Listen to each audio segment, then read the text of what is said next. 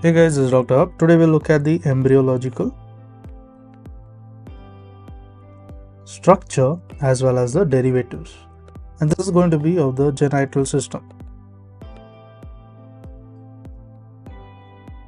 So to begin with, the embryological structures, that is the genital ridge. So genital ridge, first we will be looking at the females and then the males respectively. So in the females it is going to be the ovary, and in the males it will be the testis. Next we move on to the genital swelling.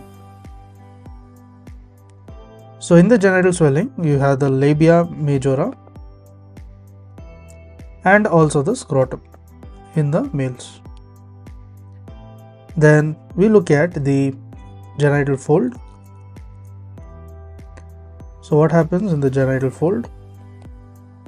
So in the genital fold, in the female it is the labia minora. It is the labia minora.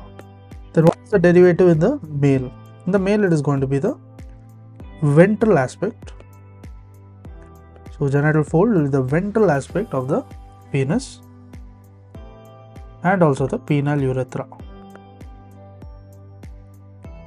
Next we look at the genital tubercle. So in the genital tubercle, in female it is going to be the clitoris, and in the male it is going to be the glans penis.